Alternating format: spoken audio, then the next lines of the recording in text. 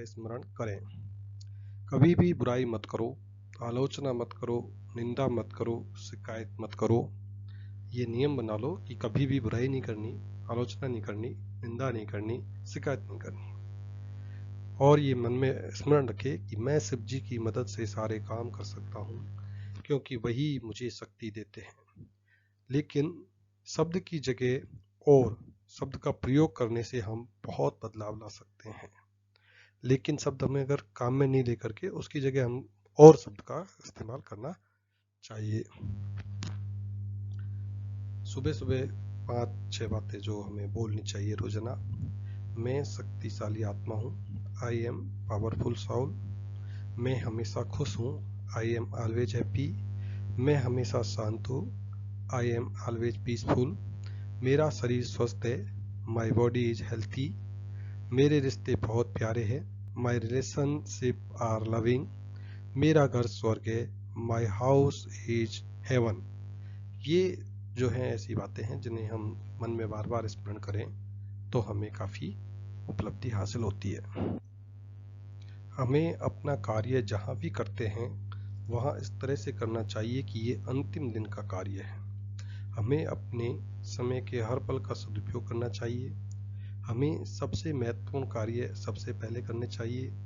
हमें हमेशा सकारात्मक कार्य करने चाहिए। हमें अपने मस्तिष्क एवं चारों ओर के नकारात्मक वातावरण से दूर रहना चाहिए। हमें अपने लक्ष्य प्रतिदिन, प्रतिमाह एवं प्रतिवर्ष के हिसाब से तय कर कार्य करना चाहिए। कभी परवाह मत करो जमाना क्या कहेगा। यदि आप अच्छा भलाई का सकारात्मक कार्य कर रहे हो तो अपने लक्ष्य को प्राप्त करने के लिए प्रतिदिन कार्य करें। लक्ष्य स्वयं की स्वार्थ पूर्ति न होकर परोपकार के भी होने चाहिए। कार्यों को प्राथमिकता के आधार पर करें। समय का सदुपयोग करें। समय हो तो धन कमाया जा सकता है। सफलता का सूत्र सरल सा है, सही काम करें, सही तरीके से करें, सही समय पर करें।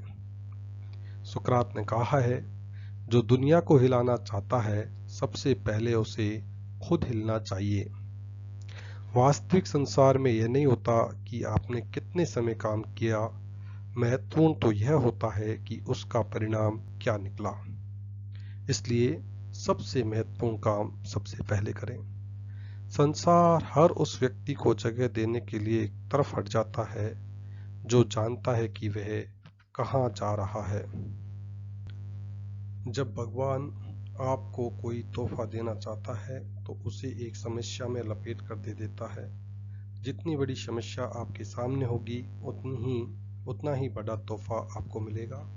किसी मूल्यवान सबक, विचार या अंतर्दृष्टि के तौर पर गिलास आधा भरा या आधा खाली, ये तो आप पर निर्भर है। नॉर्मन विंसेंट पील ने बात कही है। कहा जाता है कि जब एक शिक्षित व्यक्ति की मौत होती है तो यह किसी बड़ी लाइब्रेरी के जलकर राख हो जाने जैसा होता है। आपकी यह लाइब्रेरी आपके दोनों कानों के बीच आपके दिमाग में है। यही आपकी सबसे बड़ी संपत्ति है। भगोड़े लोग कभी नहीं जीतते और विजयी लोग कभी नहीं भागते। दुनिया में सबसे कामयाब लोग वही है जो कि लगातार सीखने और अपने ज्ञान के दायरे को बढ़ाने में निवेश करते हैं। वे नए विचारों और नए सुझावों को खुले दिल से स्वीकारते हैं। जो लोग भविष्य की योजना नहीं बनाते उनका भविष्य भी नहीं होता। माइकल कामी, जो कि बहुत बड़े रणनीतिकार और योजनाकार हैं, उनका ही भविष्य में आने वाली समस्याओं की सूची बना लेनी चाहिए। उन समस्याओं का संभावित समाधान कार्य योजना तैयार रखनी चाहिए जिससे कि उन समस्याओं का समाधान हो सके। आपकी योजनाएं जितनी दमदार होंगी आपकी उपलब्धि उतनी ही होगी। कोई भी चीज सुखद व्यवहार का स्थान नहीं ले सकती। इंसान का मस्तिष्क जो सोच सकता है और जिसमें यकीन कर सकता है उसे वह हासिल कर सकता है। समस्त उपलब्धि, समस्त अर्जित दौलत की शुरुआत एक विचार से होती है। असफलता बहुत चालाक और मजाकिया किस्म की होती है।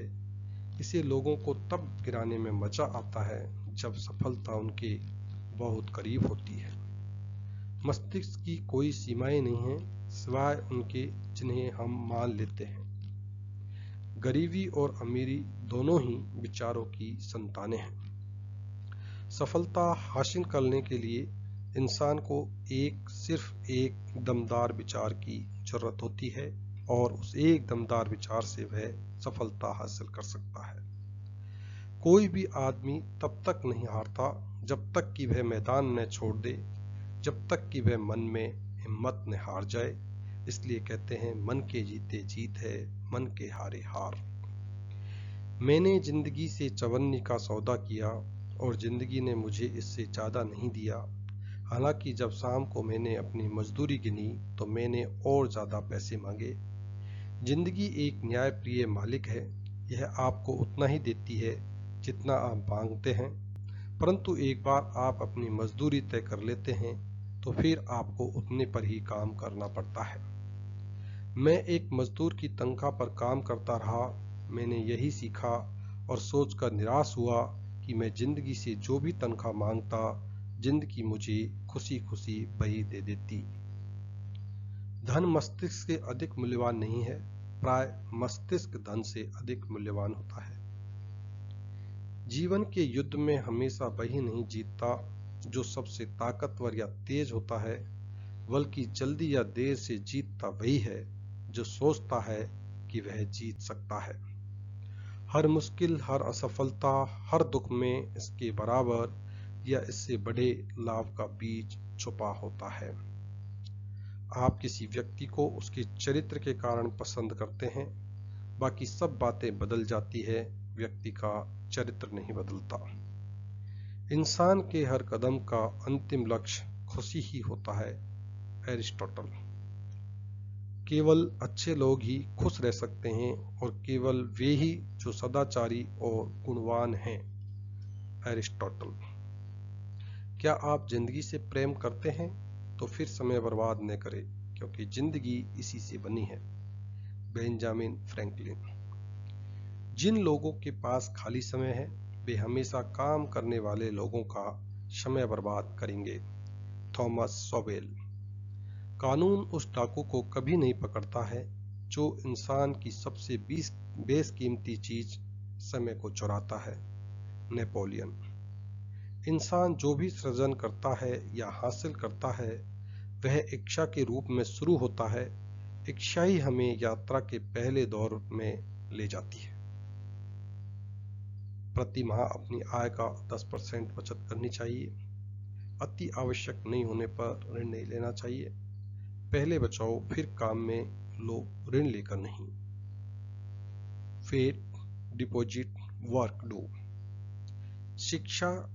शिक्षा के बिना मनुष्य पशु है। संस्कार के बिना शिक्षा बेकार है।